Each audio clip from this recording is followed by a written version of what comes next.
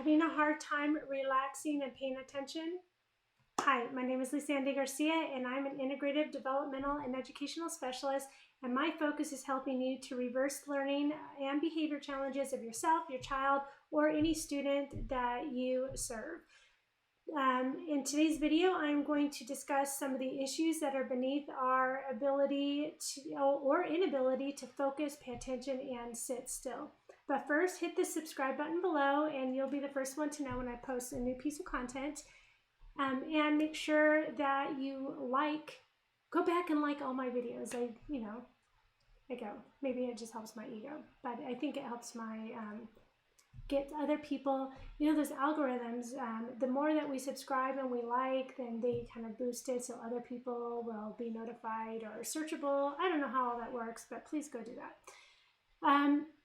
So the inability to focus and attend comes from the maturation of the prefrontal cortex, which is right up here up front in the head, and being able to inhibit a movement or thought takes an active prefrontal cortex.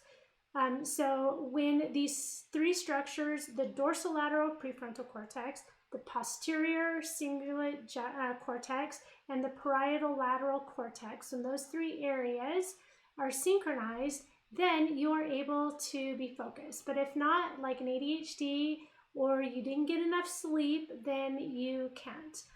In ADHD, dopamine, which is a neurotransmitter, is either insufficient or is doing its job incorrectly. And there's some debate on that issue.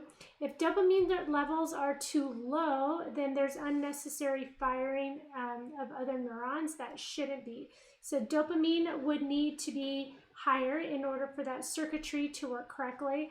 So it's no wonder why we see so many people, especially young adults, self-medicating with things like caffeine that include increased alertness, and dopamine and norepinephrine, nicotine and cannabis, as well as Adderall or other substances that do the same thing. Dopamine has a specific effect on the activation of the basal ganglia, which is a structure that is involved with movement. When it's active, the basal ganglia inhibits movement.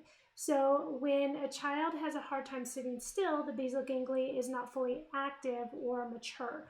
And that's why they try to give these kids stimulants in order to activate the basal ganglia, thus inhibiting movement. I used to think that seems so contradictory or whatever, but it's because they're trying to activate the basal ganglia, which will inhibit the movement.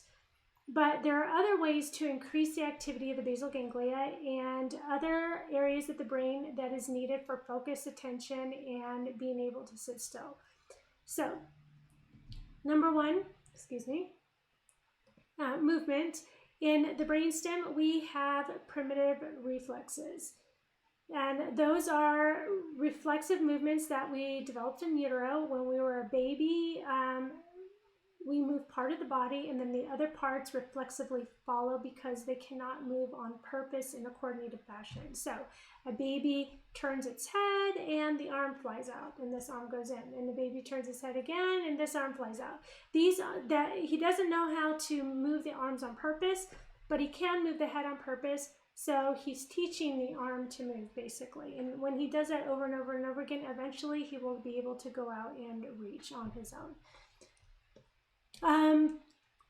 When they engage in more specific movements, they're able to integrate these reflexes. They can develop more sophisticated movement patterns, and then the basal ganglia tapes them over. So they start in the brain stem as reflexes. Everything that's reflexive and automatic is in the brain stem, and then the basal ganglia will take over once they can basically move on purpose.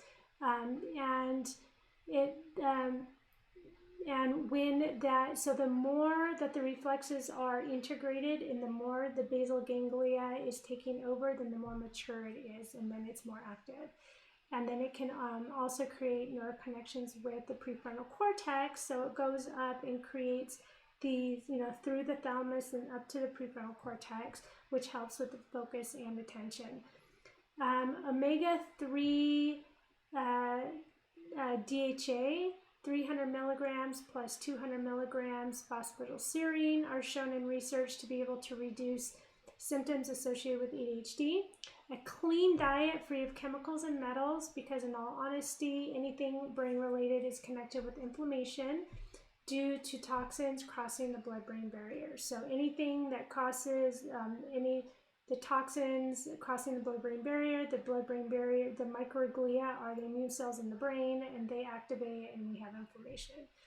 And then doing cognitive tasks, okay, anything that is thought related, using working memory, anything that uses focus and concentration, optimizing sleep, meditation. One study showed that, probably more than one study, but there was a study for sure that showed 13 minutes for 8 weeks of meditation improved focus. Deliberate focus for 10 minutes. So no phone, no reading, let the mental state idle is essential for being able to focus. So we need some time to just kind of that getting all the other thoughts, either focusing like on nothing or focusing on something super specific, like you have something on the wall and you're just looking at that like with all your intent and focus, and everything else is out of focus, right? Okay, so if you'd like to know more about what might negatively affect focus and attention, then grab your copy of my free ebook, How to Restore Function of Your Metabolism, Mood, and Mind, by clicking on the link description below. And don't forget to subscribe, and don't forget to like this video. And until the next one, I will see you then.